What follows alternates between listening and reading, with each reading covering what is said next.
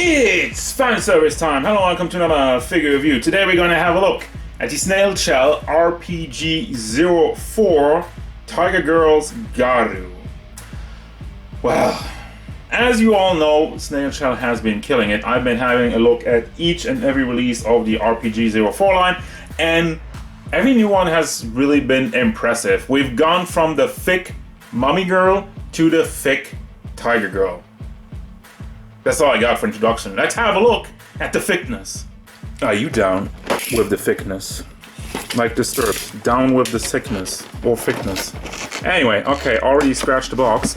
But while you're already here, don't forget to like and subscribe. Leave a comment down below. What's your favorite figure? Favorite character of the RPG line so far?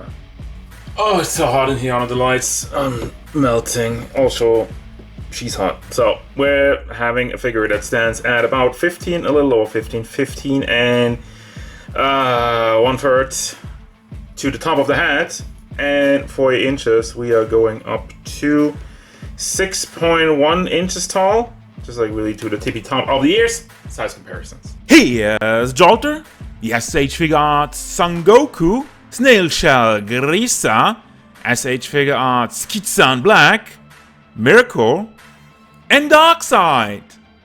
Overall look and detail, and this has to be my favorite part with all the original designs from Snail Shell, because my god, whoever designed these girls needs to get a raise. And honestly, I think the Tiger Girl Garu is probably one of the better ones, maybe even the best one. So first of all, gonna start off with the beautiful face sculpt, have the green eyes in there, the one fang sticking out and some stripes, some kind of line work on the face. Then you have braids hanging down, and then the tiny tippy braids sticking out to the side with a little bit of pink on there. Paint is nice for the most part, although it seems like there's a little bit of orange bleeding through, but that's a tiny detail. Of course, more tiger stripes in the hair and somewhat of a headband. Have the ears and all the sticky hair in the back. Nicely painted with the white in the lower half and the orange. I like two tones, even like there's some shading in it. The tips get a lot darker, so it looks so good. It looks so good. Also, she does seem to have a scar in the back and also on the side of her shoulders. I don't know if it's supposed to be a scar or just supposed to be painted on.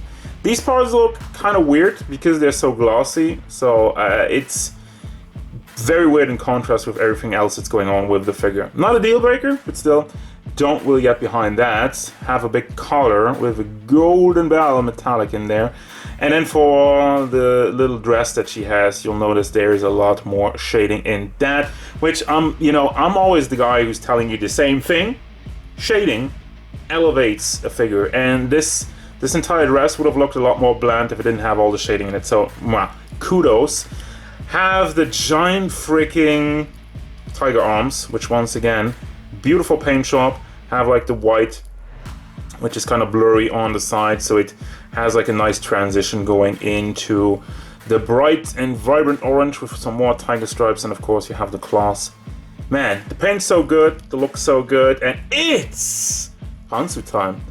This barely qualifies as a pantsuit, but holy crap, camel toe and everything. I can't show this for too long, otherwise I'll just probably get demonetized, lol. I also have freaking huge cheeks, which does line up somewhat, but it does fall apart if you move it around, unfortunately.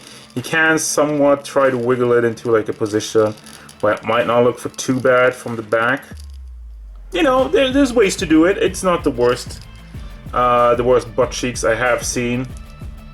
Also, there's like this entire rope, which there's also some paint on there, and the entire rope part is connected with each other, the rope that goes around and the rope in the back. So shout outs to No Good Figures who figured that out by breaking it, so thanks man for breaking it, so we know. Then we go down to the giant freaking thighs and some more line work in there, and again we have more shading, as you see, on the knee pads and a little bit on the lower half, you know, because she's so painfully thick that the fabric can't hold it, and a little bit of the skin color is shining through. I guess that's the idea, and I like it. Then we go down to the tiny, tiny feet with some more painted fingernails and some more rope wrapped around it. Ooh, a little bit of bleeding over there, I know, but seriously. I mean, look-wise, my god, Snail Shell, you're so good at that. I wish they were as good at articulation, but, you know, here's some good and here's some bad. First, starting off with the head, very interesting. First, you don't really get that much if it's nice and neat and tucked in, but you do have the peg, which you can pull out, and I think it's on a ball, because I've been trying to get the peg, pull it out all the way. I haven't managed to do so. So, if you pull this out a little bit, you can move it forward, backward a lot more, and also swivels. No trouble there. So, very nicely done. Okay, let me just line this up, not break anything off, tuck it back in, and then for the shoulder, have a hinge that goes into a tiny, freaking tiny ball joint.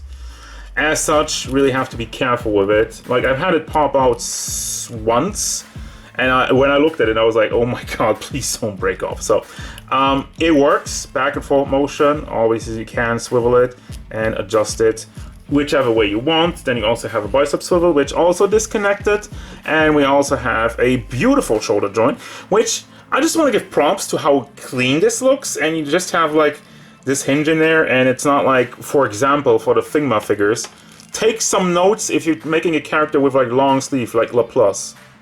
Please, Snail Shell, get the rights to make Laplace Darkness from Hololive and just just inject this stuff like this into the figure, because it looks so nice, it looks so seamless, it looks clean, and it works.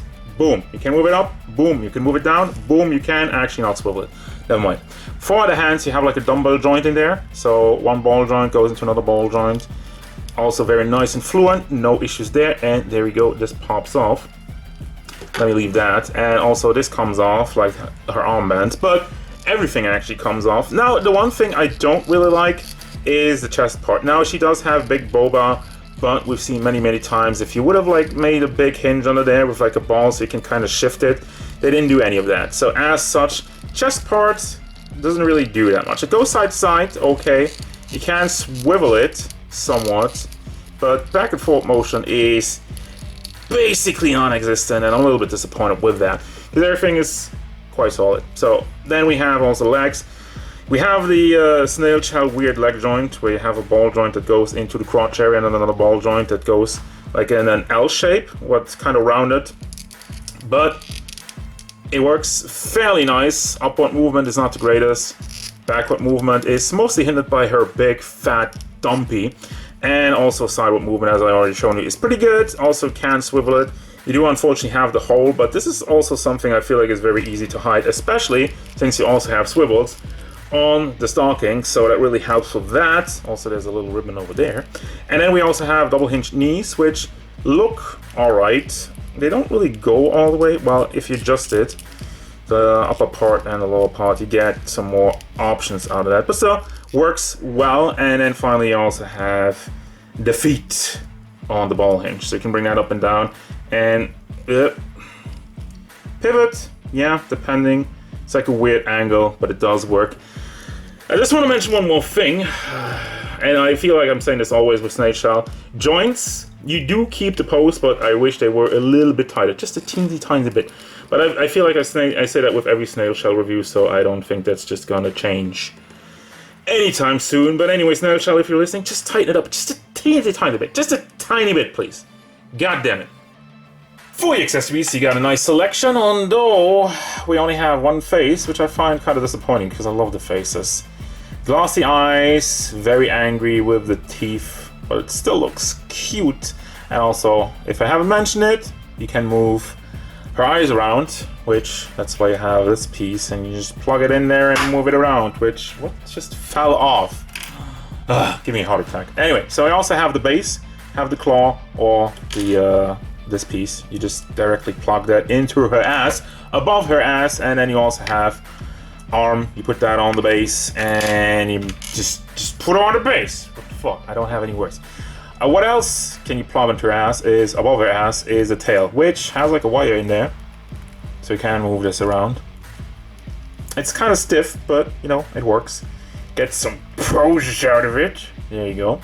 It's not the most nimble thing, but it is quite thick. Ha! Like everything on this figure.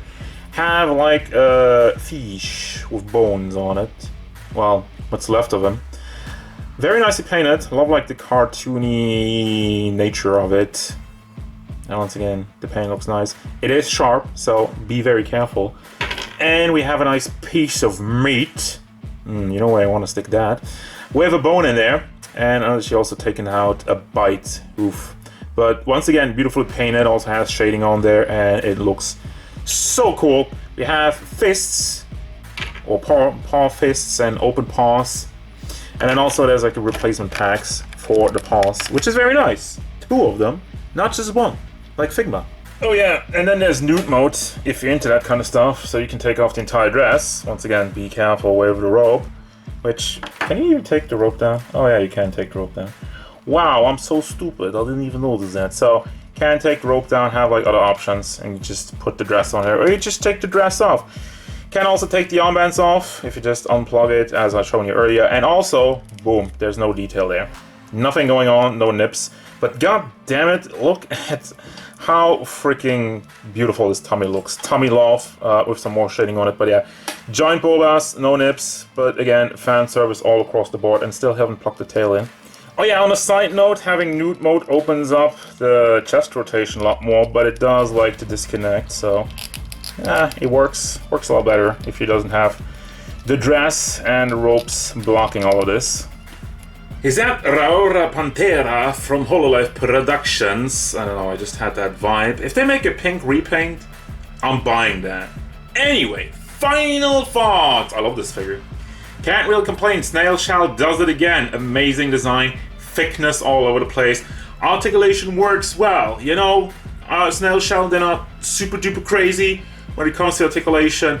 A little bit of a minus with the chest department, not really moving around so much, but also that's due to all the clothing.